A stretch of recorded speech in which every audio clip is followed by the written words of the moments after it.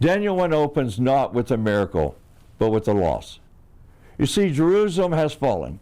The temple treasures are taken, and a group of young men are carried into exile. And among them is Daniel. Now everything is gone. His home, his language, even his name. You see, Babylon's strategy is clear. Change their surroundings, reshape their thinking, and redefine their identity. But in verse 8, the story turns with a quiet yet powerful phrase. Daniel resolves in his heart. You see, before the lions, before the vision, Daniel makes a private decision to remain faithful when no one is watching. And when compromise seems small, well, Daniel 1 reminds us that faithfulness doesn't begin in crisis. It begins in conviction. And God often works his greatest purpose through people who choose obedience in the ordinary. Beloved, this week I'm joined by Labor Morales and April Morales. And we're going to discuss Daniel 1. Beloved, welcome to Be a Voice.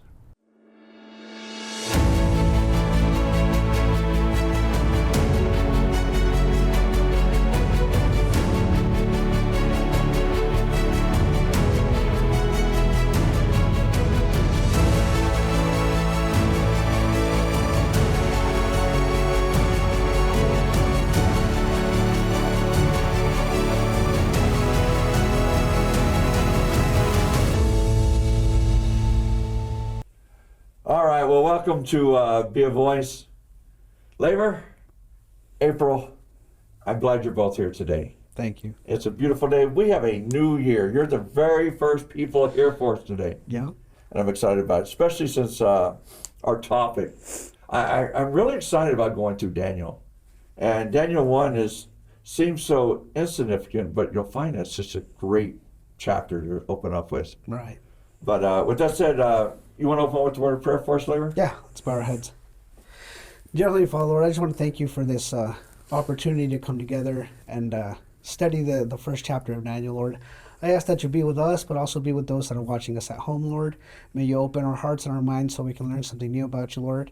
And I invite you to be with us as this Bible study continues. In Jesus' name, amen. Amen.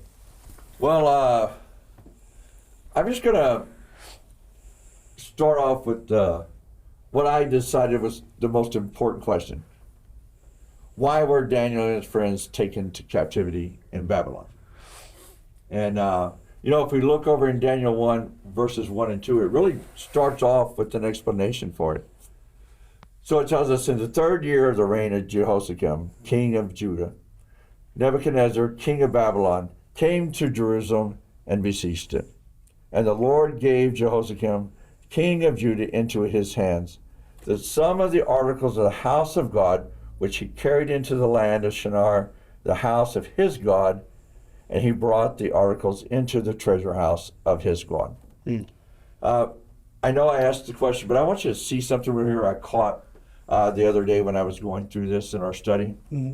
It literally says, with some of the articles of the house of God, which he carried into the land of Shinar, his God, right?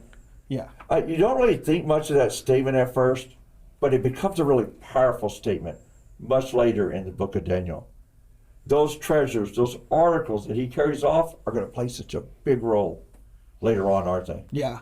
So it's just something I caught when I was reading it again. I was like, I just never realized that we always it connects the front of the very first chapters to the very end of the chapters. Yeah. So anyway, I just thought it was interesting. So back to our thoughts. So Judah consistently ignored God. Right. And because of that, they get taken into captivity. Yeah. Yeah, like on verse 2, it says that the Lord gave them into their hand, right? Yes. And I mean, like you said, it has to do with their obedience towards God, right? Their actions. It does. It's kind of the consequences of their actions. Well, it really does. April, their unfaithfulness was the reason God allowed, Babylonians to come and take them. Yeah. But with that said, he didn't desert them, though, did he? He was with them the whole time. Yeah. I mean, God is not an evil God. God is very merciful and graceful towards us, towards his people. He didn't want to do that. Yeah. He wanted his people to obey him, for him to take care of his people, but Right. they weren't willing. To follow his plan. Yeah. Right. But even though he didn't follow his plan, it shows you how just God is, you know. He's just enough to let us make our decisions. Yes. But then we have to reap our consequences, but even though we have to reap our consequences, he doesn't forsake us, right? He continues to be with us. No, I agree. I mean, I think this is a lot where Jeremiah 29 verse 11 even comes in, where he says, I know the plans for you, declares the Lord. You know, plans to prosper you, not to harm you, plans to give you hope in the future. The problem is sometimes to get you there, certain things have to happen. Right. I don't think it's much different than raising children. I mean, I don't discipline my children because I wanted to.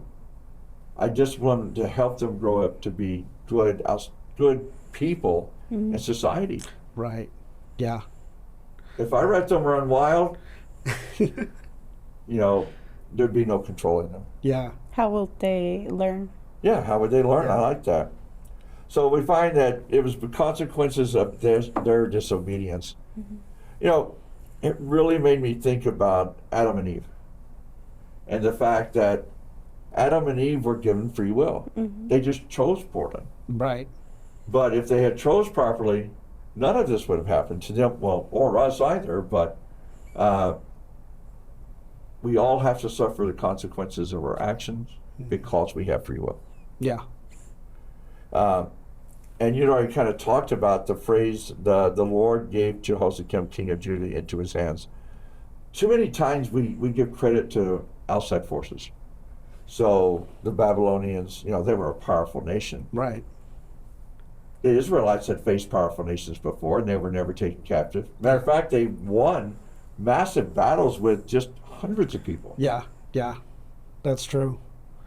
But, I mean, the Bible's really clear, you know, to say that God's the one that gave it to Babylon. Yeah. Not through their power, not through their mightiness. You know, it was God who let that happen. I agree. You know, we see that God guides history even in adverse circumstances too. But they all work out for his purpose. Because we're going to find out that because of this, so many nations were touched by God that probably would have never been touched before. That's true. And you know, to me, it's so beautiful how out of the mistakes of Israel, you know, God still has something really positive to come out of it. He does.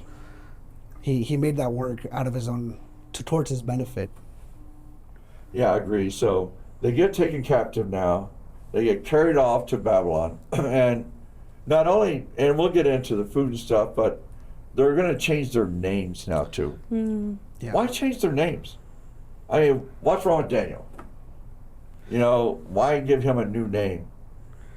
Well, It erases the Hebrew origin, like what God represents too. Like, it gives like God. It takes away God's like hand, and Satan really Satan really doesn't like God, so he tries to take that away, even from your name. yeah, I mean, our names in general nowadays, it's important. You know, it's who you are. It's what people know you as. But even back then, I know Daniel's name has a specific meaning. It does. You know, now I didn't put this on my notes, but I know it means like the El means God or by God, right, Pastor? And then the Dan means judged. Yeah. So it's being judged by God. You know, and so that has, I mean, a very powerful meaning. It does, doesn't it? And so whether Nebuchadnezzar knew this or not, you know, he was taking a lot from him changing his name. Well, you know, and that's there's a lot to that. Now, we changed the names to take away to make them conform to us. If you pull their identity, change their culture, it means different. And especially back then, you're right. Names meant something important. You know, Belshazzar, Bel protects the king, or Prince of Bel. Yeah. I mean, that's a big difference, isn't it? Right. Shadrach, champion of Acca, a Babylonian god. Meshach, Abednego all mean different things to their gods too. Yeah. So they were all named after their god. Right. They Pagan took away gods. our god. Yeah. So it made a difference, didn't it? Yeah. It definitely did. Each name honored God initially, but now they're honoring Babylonian gods. Right. And I mean, right off the bat, the Babylonians' plan was to take them and change their names, but also put them through this like schooling, Yes. and school them into their doctrines and their religious beliefs, and to just change them completely from what they were. No, I agree. I mean, really, if you think about it, this is the great controversy thing, between good and evil. What does Satan try to do? He seeks to distort our identity. Yeah. He wants to change our allegiance. And he does that by telling us, well, it's okay what you eat. It's okay what you do with your life. They're your choices. God doesn't really care if he even exists at all. Yeah. He wants to change you. So to them, though, despite the external changes, Daniel and his friends remained loyal, though, didn't they? Yeah, they did. I think that's just an amazing example to us because it shows that faithfulness is rooted in conviction. Yeah. Daniel decided in his heart well before that food was placed on that table that he was going to follow God. Right. Right. It's much easier to be able to overcome temptation when we made that decision beforehand, right? If we try to make the decision once we're being tempted, I mean, it makes it a lot harder. Yeah, it really showed Daniel's foundation. Yeah. It did, didn't it? Verse 4, said, Daniel 1 verse 4 said that young men whom there was no blemish, but good looking, gifted in all wisdom, possessing knowledge and quick to understand, who had the ability to serve in the king's palace, and to whom might teach language and literature of the Chaldeans. So he wanted to change everything, but he wanted them to be the example. Yeah. I mean, if you can change the best of them, then the rest are just going to fall in place. Right. And I mean, also, like, putting yourselves in Nebuchadnezzar's shoes, we know he was a prideful man. Yeah. They say that in the bricks that they used for the wall, archaeologists have found a lot of the bricks, if not most of them, had his name stamped on them. So, I mean, what kind of pride could you take to say, well, look at me, I've overcome these nations, excuse me, and I've taken their best, and I've molded them into whatever I wanted to. That's also like a show of power. Yeah. I mean, you would want the best chess pieces. Right. Not just any. You wouldn't want to use the pawns. You would Right. want to use the king, the queen, the bishop. Yeah. I agree. Yeah. It really interested me here too, because God later uses these trained young men that were supposed to be the wisest and the smartest and knew all these languages to help prosper the pagan government. But did it really help the pagan government, or did it help God? No, it ended up helping God. It shows who's in control, right? Yes. Yeah. God's always in control. That's true. Yeah, and there's a lot of examples throughout Daniel of, things going on, and it's kind of like, well, why are these things going on? But then God's hand's always in there. Yeah, he is in it. I mean, it also shows like Daniel's loyalty to God is why God is always in control. Because like if you weren't loyal to, like, how is God gonna use you? Yeah. Let me ask you another question, because we talked about the food earlier. So we know that, in verse 5, Daniel 1, verse 5, the king appointed for them a daily provision of the king's delicacies and of the wine in which he drank. So, and 3 years of training for them so that they would end up being the best and the brightest to be able to serve God, or serve the king. So he gives them the best of the best, but they refuse to eat it. Yeah. Daniel says, no, I'm not supposed to do this. God has already told me what was food. Right. And he says, you can call anything food, I can call your shoe food, Yeah. but it's probably not going to taste very good. Right. And he says, the fattest pig, the best of the wines, all these things aren't what God told me to eat. So why would I do that? Right.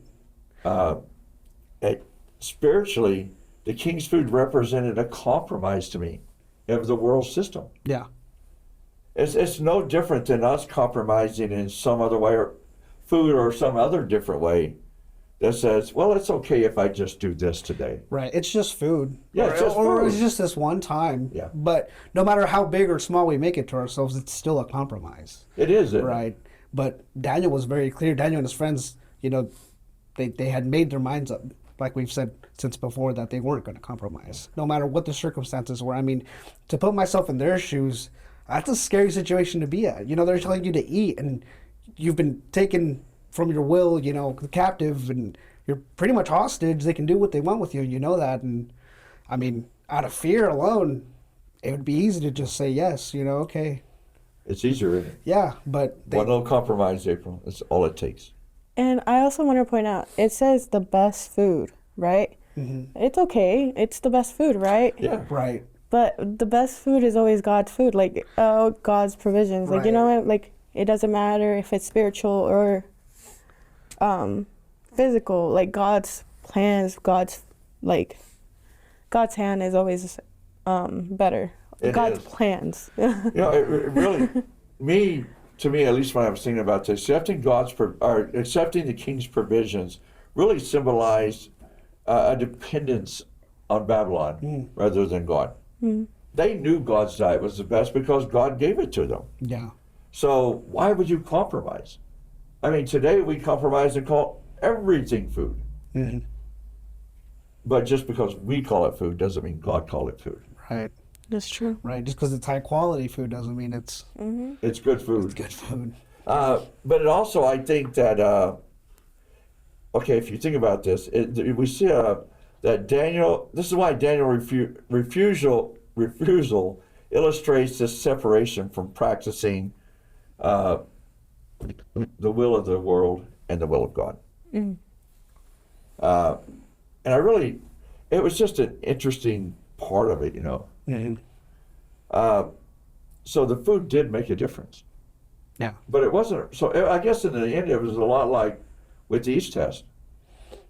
It wasn't about the fruit. Right. It was about whether or not she was going to obey God. That's true. And the same thing applies here, right? I guess in the end, it's kind of like everything comes down to appetite. Right? Can we control our appetites? Yeah. Yeah, I guess so. I didn't think of Because that. if we throughout the world we give in to our appetite, whether it be for food or for the opposite sex or for whatever it is, Yeah. maybe for just movies that we shouldn't be watching. Yeah. But our appetite, it all comes down to appetite. That's true. That's true. And the better we are at not compromising at the small stuff, the easier is it going to be not to compromise with the big stuff. I agree. If they would have gave in to the food, later on it would have been easier for them to compromise in bigger things that we see, later on in the chapters. No, you're right. So, in other words, Daniel purposed in his heart not to defile himself. Right. And this was verse 8 was really powerful in there, I thought, but Daniel purposed in his heart that he would not defile himself with the portions of the king's delicacies, nor with the wine which he drank. Therefore, he requested the chief of the eunuchs that he might not defile himself. So he asked for a different diet. Right. That takes a lot of boldness in itself too, right? Yeah. Yeah. Because you're taken captive, you're thrown into a situation where you're not familiar, and then you have the audacity to ask for something different. Right. This is the best. Yeah. And now you want something less than the best. Yeah. And I want to note, by the way, they did not want his wine either. Yeah. Okay, but well, that's a topic for a different moment. Yeah. But Daniel's decision was a matter of conscience before it was a public decision. Right. It You know- started from within. It did. he had to choose well before. I don't know, maybe somewhere down that road when they were walking, we don't know what's going to happen, but guys, we really need to stick together and we need to stick with God. Yeah. Or maybe it was just they had it in their hearts so much that it was just an unspoken thing when they all got together. Yeah. I don't know. Yeah, that's true. I mean, it's such a great example for us as Christians, you know, to just know what we believe, why we believe it, and to stick firm to our beliefs, you know, to the Bible, no matter what. Yeah. But it's important for us to have that decision made Oh, I agree. from the start. You know, You know, April, this emphasizes a personal commitment to the foundation of our faith too, and maybe even to our faithfulness to God. Like you said, if we can't be faithful to the small things, then how can we be faithful to the larger things that God asks us to either do or not do? Yeah, I mean, it also, like, God will help you. Yes. He is, like I've said before, like, he's a merciful and graceful God. He will help you. I know, like, in this situation, it's tough, but he was not afraid Yeah. because he knew God's promises. I mean, there's many promises in the Old Testament that says, do not be afraid, for I am with you, Yeah. right? And I feel like since Daniel had that in his heart, like, he knew all the promises, he was not afraid to, like, hey, I don't want to eat your food. Yeah. It did. I think you're right. I can't see Daniel going up cowering towards the Enoch and say, can you please let me? No. right? He's going up with some boldness. Yeah. He's like, look, I know what you say, but just give me 10 days to prove that my diet's better than the king's. Yeah. I mean, it literally says in verse 9, God had granted Daniel kindness and compassion from the chief eunuch. And yet he said to Daniel, I fear my lord the king who assigned your food and drink. What if he sees your faces looking thinner and, Yeah. you know, like, God really helped them. Like, Yeah. we see this in the reading, like, he's going to help you. Like, Oh, I agree. Well, and even in right as we open in the second half here, we'll talk about that, won't we? We're going to talk about the new program later on too, and that's what that was for. So where obedience flows from this inward decision to honor God was important to them. Yeah. That's what this was all about. It was an inward decision to honor God. So Daniel 1 is the foundational to God's health message too. Yeah. I mean, I don't want to keep bringing that, but the chapter teaches us, though, that our physical health, our mental clarity, our spiritual discernment, all of that is interconnected. Yeah. So if you're not good spiritually, well, how can you be good spiritually if you're not good outwardly in your diet and your physical fitness? And how can you have mental clarity if you're not physically healthy? Yeah. How can we serve God Yes. if we're not physically and spiritually and mentally healthy? I mean, we all have our shortcomings, Right. but I think God expects us to do our best and to grow in it. Yeah. Yeah, definitely. I mean, I can't eat McDonald's every day and expect, you know, to be tip-top shape. Yeah, you that's know, true. be able to go run a marathon. I have to put a little bit of effort in, you know, at You least do, don't you? to be able to do those things. Counteract, like 20 years? Probably 20 years since I've eaten at McDonald's. So. Yeah. But that's another story too. But we do see a lot of this first part of Daniel 1 is really important. I like to say, yes, they're captive. Yes, they believed that their diet was better, but now they had to stand for it. Yeah. And that's where we're going to lead into soon. Is are they strong enough to stand for what God asked them to stand for? So, all right. Well, we're going to take a quick break. Then we're going to come back and finish the second half. We've got a lot to talk about, and I'm excited. Like I say, it's a lot of fun. All right. Well, we have a new program coming up. We're going to talk about, and we'll hope you join us and participate. All right, we'll be right back.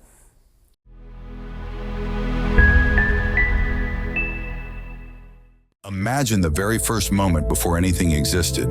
There was absolute stillness. It was like holding your breath in endless space. Then his voice broke the silence, gentle yet mighty, rich and full of life, echoing through eternity. Let there be light. It was as if the heartbeat of the universe was awakening. Instantly, a radiant burst of shimmering tones, like thousands of crystal chimes colliding with the sound of thunder, and light sings into existence. Waves of sound expand outward, like rolling drums mixed with whispering wind, stretching across the emptiness. Then Jesus spoke again, and the ground rumbled and responded. The mountains rose, and you could hear the low, rumbling growl of earth shifting and forming. Valleys burst into being. Water surges from the earth as if dancing joyfully. As the rivers and oceans appear, when trees and grass burst forth, there's a soft rustling chorus, leaves fluttering like a gentle applause. Flowers open with faint, ringing notes, like tiny bells. Then life begins to breathe on like a symphony tuning up. Finally, calm returns, and a tender breeze blows over the earth. The soothing pulse of creation settled, and the Creator's voice, warm and intimate, speaks life into humanity. And as Jesus breathes life into Adam, a quiet sound, like a song only the soul can hear. Bring forth man. Join us January 27 and 28 as we find Jesus in creation. I'm really happy with the first part. It was a really interesting discussion. But I wanted to go back and touch on something you said a little bit earlier, April. And that was talking about that Daniel had favor with the chief Enoch. Mm-hmm. Why would God do that? You know, like you said, Daniel 1:9 says, now God brought Daniel into favor and goodwill of the chief of Enoch's. So why? Well, if we know that Daniel has a foundation with God, right? Yeah. And we know that he trusts God and he looks for him for guidance, right? Yeah. Well, let's look in Luke 12, verses 11 and 12. Whenever they bring you before synagogues and rulers and authorities, don't worry about how you should defend yourself or what you should say. For the Holy Spirit will teach you at the very hour what must be said. Yeah. Meaning, like, God is going to be with you when hard things are going to come up, but he's not going to leave you alone. Yeah. He will ease your way through that troublesome. God honored Daniel's faithfulness by making sure that the chief of Enoch and even the leadership of the entire country really favored him and his three friends. Yeah. Yeah, no, that's true. You know, being obedient to God doesn't mean you won't have any issues in your life. It just simply means if you're faithful to God, he's going to be faithful to you, right? He'll be with you throughout whatever issues you have in life. And I mean, that's pretty comforting to think of. It really is. It really does fall back into what you said, April, with in Luke 12, that God gives us the information we need when we need it. Mm-hmm. I'll tell you a story about that later. But I find it very interesting. So obedience doesn't guarantee ease, but it guarantees divine intervention when we need it. Mm-hmm. And that itself is a powerful thought. Yeah. It's a comforting thought, too. It is. It is. And, you know, there's so many testimonies and stories out there for the modern day now of God intervening, you know, with people's bosses, with governments, you know, for his people that are faithful to him, you know. And it's not something that just used to happen, doesn't happen anymore. I mean, it's continuing to happen now. You know, you can look online, there's countless stories of just how God's hand has been through people, you know, with people through their pain, through their suffering, through their struggles. Yeah. So definitely a good study for later on, because you're right. We think that God is more distant nowadays, but I think he just speaks to us a little different sometimes. Mm-hmm. But he's still there, right? Mm-hmm. Yeah. So what kind of knowledge did God give Daniel and his friends? Like I say, we kind of know what the Babylonians were teaching, since they were supposed to be the the wise men of their time. They were going to learn language. They were going to, because they needed to learn the Babylonian language. They needed to learn wisdom, skills to be intelligent. But God tells them over in verse 17 that as for these 4 men, God gave them knowledge and skills in all literature and wisdom, and Daniel had an understanding in all visions and dreams. So God gave them the wisdom, not the Babylonians. Right. God gave them the education they needed to equip his servants to be, to logically witness to people. It goes back to Luke. God gives us what we need when we need it. How many times have you been talking to somebody and they said, why do you go to church on Saturday? That makes no sense at all. Or, seriously, these pork chops are really good lately. You should try them. Those type things. But because we understand, God gives us those answers when we talk to them. Right. Yeah. There's been times where I've had conversations and hard questions asked, and I explain things very clearly, and I'm usually not the kind of person to do that, and it's God helping me out when I need him. When we went to Cuba, doing mission trips and stuff like that, being up on stage preaching doesn't come naturally to me at all, but there's a certain point where I know it's God helping me. It's not my works, it's not me, it's 100% just God helping me do whatever I need to do at that time. Well, when we went to Cuba, I think April was the star of the show. Yeah. But definitely. I don't know about that. It does come back to James 1, verse 5, though, right? If anyone lacks wisdom, what do? We ask God for it. Yeah. Who gives generously all wisdom, finding fault, without finding fault, and will give it to you. Sometimes we ask God for a new car. Sometimes we ask him for a bigger house or whatever it is we want. But true wisdom ultimately comes from God, and all we really have to do is ask for it. Yeah. We have a part to play, but he will put every opportunity in front of us to learn those things. Right. If we ask him to. Yeah. So pagan learning isn't what's going to give you all that wisdom. Trusting in God will give you true wisdom. Right. Being faithful to God as well. Yeah, I like that. Truly being faithful to God is important, isn't it? Very important. I think that is one of the hardest things at times, though, in a world like today. We're expected to work whenever Walmart wants you to stay there and work, even if it's, during the Sabbath hours. Yeah. Especially for you, they do a lot of construction work on Saturday. Right. Not so much on Sunday. Right. Makes it difficult for both of you. Yeah. But God gives you the wisdom what to say. And That's true. both your employers work really well. Yeah. To help you ensure that. Yeah. But like I said, I've had people walk into the church doing the same thing. Just ask me questions, and God always seems to give me the answer for them. So then, why is the gift of understanding visions important? That's a pretty cool gift, though. That is a cool gift.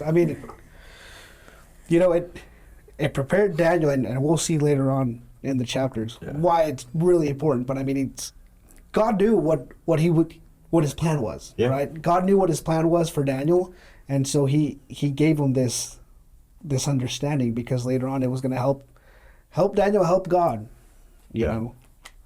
But I think it goes even farther than that. Yes, he helped Nebuchadnezzar understand things. But because it's documented in here, isn't Daniel's understanding of prophecy even helping us today? Yeah, that's true. Yeah. Daniel's prophecies there's like two kind of prophets, right? There's the classical prophets, the ones that go through, it's like a sermon. Yeah. And then Daniel is the apocalyptic. And we really see how I know it seems like pretty hard to understand for some people, but I feel like if we read the whole Bible, especially like this half, the first half, everything before Daniel, it gives us examples. It doesn't like really like give us new ideas. It gives like examples from the past books to understand it. So I really, this gift really prepared Daniel for his prophetic role in later chapters, right? That helped Nebuchadnezzar, and not just him, but others, right? Mm-hmm. But it even helps us through today, especially as we try to go through chapters 2, 7, 8, all of those outline this end time plan that he's got for us. Yeah. Now, people have taken it way too far at times and tried to set dates and count them out. But if we're just patient, God will reveal those things to us. Right. Besides, he's the only one that knows the whole plan, right? Yeah. That's true. He's given us a broad outline, yeah. but he hasn't given us the fine-tuning of when and where. Yeah. And me personally, the book of Daniel, I've learned has taught me how to be at peace with knowing, end time prophecy and stuff like that, because like you said, God gives us the outline. We know the details, we know how it's going to end. And we also know there's certain prophecies in Daniel that historically have been accurate, right? And so that gives me the reassurance, because if all those prophecies have happened exactly how Daniel had prophesied, then no matter how hard it may get, no matter how scary it may get, I mean, the end's going to happen the way it's going to happen, because that's what God had put out, right? Yeah. And so to me, that I've learned, it's given me such a comfort. Instead of being afraid of certain things or afraid of certain prophetic chapters in the Bible, it's more of a comfort now instead of a fear. You're right. It's it's a really good companion with the Book of Revelation too. Mm-hmm. So what we find is Daniel gives us a really broad outline of it, but he's not wrong about the dates and times, especially when we get into what we call the 70-week prophecy, the 2,300-day prophecy.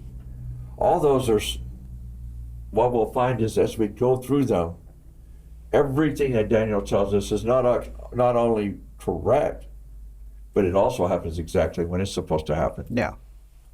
So we look back for some understanding, and then we can kind of see as we go forward into the New Testament, these prophecies being fulfilled. Yeah. And that's exciting. Yeah, That it is. is. And it further goes to show, like we were talking in the beginning, how God really is in control of the situation. Yeah. And how he was back then for Daniel, and how he will continue to be for us in the future. No matter how crazy things might seem, God's hand's ultimately controlling everything. Mm-hmm. But that, if you think about it, as we look backwards, we can see that God was all in control of all this up to Daniel, so we can trust that what Daniel has told us, that God is in control of the future too. Mm-hmm. Yeah. Yeah. All right, so what about Daniel's long service? I mean, what's that indicate about his faithfulness, maybe even? Remember, verse 21 real quick. Thus Daniel continued into the first year of King Cyrus. Daniel's service started at King Nebuchadnezzar and ran all the way through Cyrus. Yeah. He influenced how many different kingdoms at that point, Right. How many different rulers? Yeah. No, I mean, it was quite a bit of them. And, because of his faithfulness, right, to God, Yeah. God was able to use him and continue to use him. So he blessed him with more life, more opportunity. We see that he scales a little higher and stuff like that. And he's kept around those higher tiers of the government because he has a good reputation throughout all of the different kings and stuff because of his character, right? Because of his usefulness. Yeah. But it all traces back to, because he's faithful to God, then God is faithful to him. Mm-hmm. Yeah. That's true. So his faithfulness, his faithful servant was able to stand even throughout all the political changes that came about. Yeah.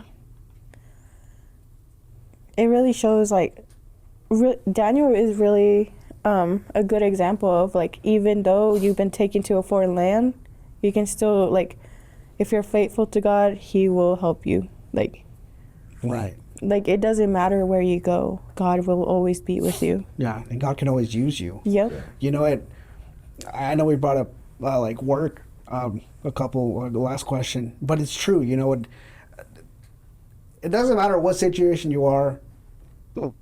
You know, for me, construction. You know, construction work it's a good environment, but you know, a lot of the guys are, you know, you can meet some rough people, and they have their way of speaking, their way of acting, their way of resolving issues, and even in that situation, that's totally different from what your church might be like.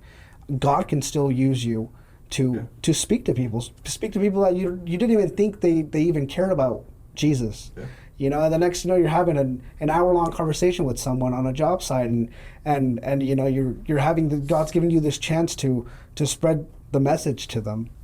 You know, so no matter how crazy situation we might think we're being put into, I mean, God, if we're willing and we're faithful, God can use us, just like He used Daniel in Babylon. Yeah.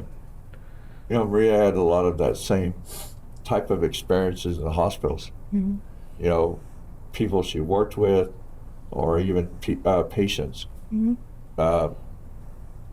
asked questions, and she was able to give answers without even knowing who she was or being the pastor's wife. Mm-hmm. They just asked questions, and she was really surprised. Yeah. So she was able to touch a lot of hearts that way. Yeah, that's awesome. That's awesome. So we do see, like I say, Daniel gives us a lot of information about the future, and we see through our past that it was all accurate up to there, so we can trust it up to now. Mm-hmm. What is the main message of Daniel then, especially for believers today? How we should be faithful to God. Yeah. I think Daniel is a great example of how faithfulness really will take you to many places and to many positions, because Daniel was in a very high position. Yeah. Mm-hmm. My takeaway verse from this whole chapter is verse 8. And I know we've read it, but Daniel purposed in his heart that he wouldn't defile himself with the king's delicacies and all that. Yeah. How do we purpose our hearts before we go into situations? Mm-hmm. When we go out into the community and people meet us, do we honk and scream at them because they made stupid mistakes? Do we take it in kindly? You know, when someone's running late, we're sitting there waiting for them, are we getting frustrated and acting foolish, or are we understanding at times? Yeah. All these things play a role, and I really believe that Daniel helps teach us those things, though. Mm-hmm. But it also teaches us faithfulness in some of the smallest things in this world. Yeah. You know, if we can be faithful in our daily lives, that's kind of what we said, you know, in our choices of what to eat, in our choices of what day to worship, and in our choices of how we present ourselves to people. Yeah. You know, being on construction, it's not much different than being in the Navy. In the context of the language and stuff that they use. Mm-hmm. And when you're around that type of influence all day long, it's hard to stay faithful to God sometimes. Right. So you have to purpose in your heart to stay faithful. Yeah. Yeah. You have to make that decision before you get tempted to say or do or, speak on anything. Yeah.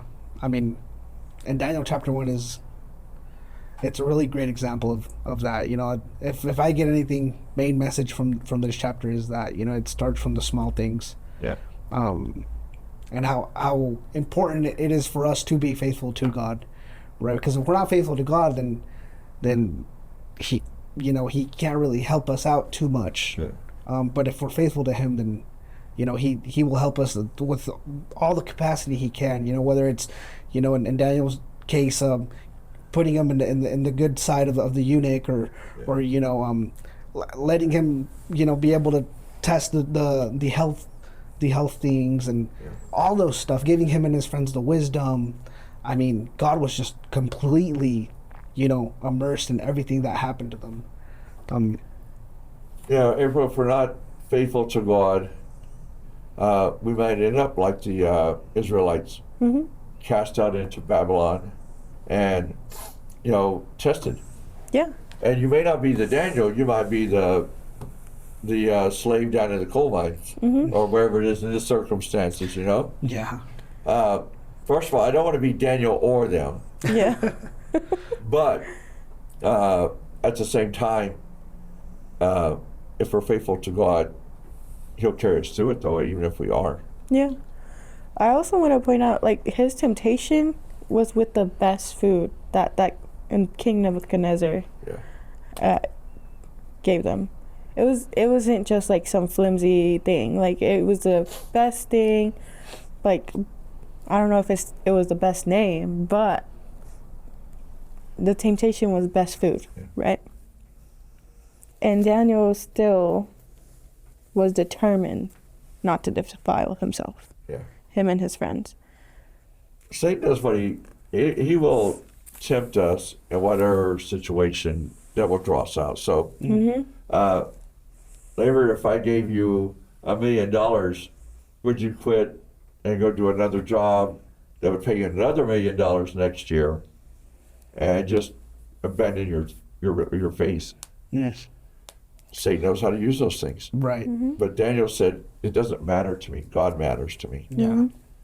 To me, it emphasizes that obedience, really a healthful living, an unwavering loyalty to God are all essential for preparation for Him, but even for us in the end times. Look, we don't know when it is, today, tomorrow, or 200 years or whatever, but we have to be ready today, don't we? Yeah. And I think that's a lot of what Daniel shows us too. Daniel shows us that if we purpose our hearts to be faithful to Him, to God, that God will be faithful to us and we'll be ready for that second coming. Yeah. And be able to stand all those temptations. Yeah, that's true. The importance of being ready now. Yeah. Of making that decision right now and not waiting one more second, one more day. And like you said, we don't know when those trials are going to come. But it's important for us to take Daniel's example and be ready, be prepared before that happens. Well, that's it. We don't know when our last day is. So He may come in 2 weeks, but we may not have 2 weeks. Right. That's true. And that makes the difference too. All right, well, guys, I'm out of questions. But I'm going to give you both about a minute or so, and y'all can give me your wrap up of everything. So, April, we'll start with you. So, like the wrap up, right? Yeah. Okay, so I guess I want to read Isaiah 44, 6 and 8.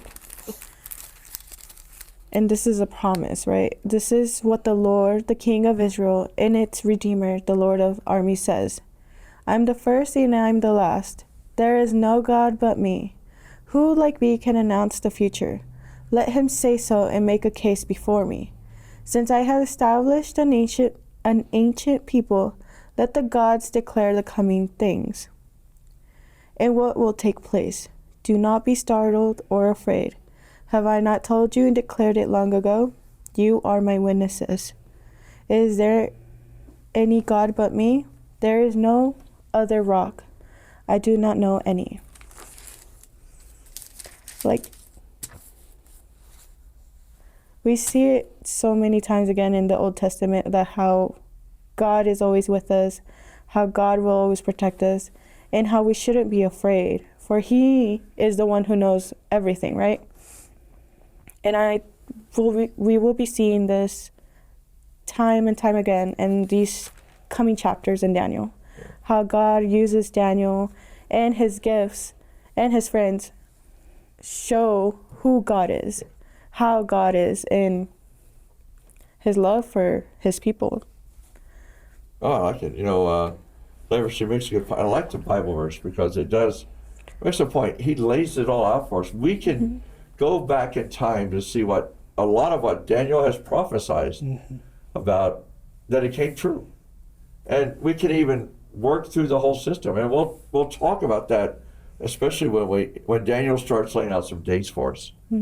But she's got a great point. She does. If God is faithful in these things, how can we not trust him in the things that we don't understand? Yeah. Yeah. And there's no other God that can do what he can. Right. Exactly. So. Yeah. So you have your 1 minute. Yeah, well. I don't know if you can be what she said, but you have a minute. Yeah, I definitely, I can't be what she said. She did a really good job. But, I mean, what I learned from chapter 1, the first chapter of Daniel, is the importance of being ready right now. Yeah. Right? Not waiting one more second. Making that decision in my mind that I'm going to follow God to the T, with the big stuff, with the little stuff. And also the awesomeness of just having God on our side, right? Of how faithful God is. We see a lot of God's faithfulness in his hand and in helping Daniel and his friends. And, he'll do the same for us, right? So I find a lot of good feelings in that. Comfort. And knowing that comfort. Yeah. I like it. I find a lot of comfort in that. I don't disagree with you. Like I say, overall, Daniel 1's a great opening statement. First of all, it gives us little hints of things that are going to come, but also sets him up as the main character of the whole story. That we need to watch him, and the the other 3 men with him. But it's better than a novel you open up, because it's already set you up and you're excited to see what's going to come now. Yeah. And chapter 2 is just amazing. So we're going to have a couple that are going to start next week. We're going to open up chapter 2. I don't know if we'll ever get through that one in 1 week, because there's just so much to it. Yeah. But it may take us 2 weeks. But I'm excited about it. Guys, I'm glad y'all two were here to open up this wonderful book with me. And I look forward to see where it ends up. And if I'm not broken, you're on the very last chapter 2 with me, so. Chapter 12? Yeah, chapter 12. So Yeah. we're going to do chapter 1 together and chapter 12 together. I'm excited. So we'll see what your perspective is as we get to the end of it too, and what you take away from the whole book. Yeah, that'd be great. Yeah, well. All right, so before we leave, April, why don't you close with the word of prayer? Dear Heavenly Father, I want to thank you for this day, Lord. I want to thank you for this time that you have given us. Lord, I pray that you have opened the minds and the hearts of people who are watching this, and keep opening our hearts and minds for the lessons that are to come in this whole book of Daniel. I thank you, and please be with us, Lord. In your heavenly name, in Jesus' name, amen. Amen. Amen. All right, well, thank you again, and never forget to be a voice for the kingdom.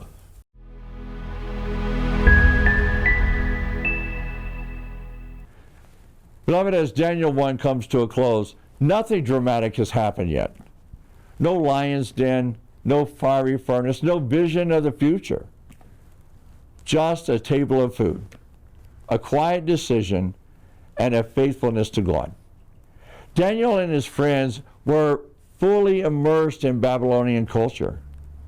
They were educated in its language, trained in its wisdom, and given new names to reshape their identity. Yet Scripture tells us they emerged not weaker, but stronger. Why? Because while Babylon changed everything around them, it could not change what they had already settled in their hearts. You see, verse 17 says, "To these 4 young men God gave knowledge and understanding of all kinds of literature and learning." See, notice here that, well, who gives the wisdom? Not Babylon, not the education system. God honors their obedience with insight, discernment, and favor. Their faithfulness did not limit their influence, but yet it increased it. And when they stand before the king, over in verse 20, they are found to be 10 times better than all the others. This wasn't about, being smarter than everyone else. It was about spiritual integrity. Their excellence flowed from their devotion to God. You see, Daniel 1 reminds us that compromise often looks harmless at first. It's just a meal, just a small adjustment, one little decision. But faithfulness also begins with one decision, often unseen and even often uncelebrated. Long before God delivers Daniel publicly, he forms Daniel privately.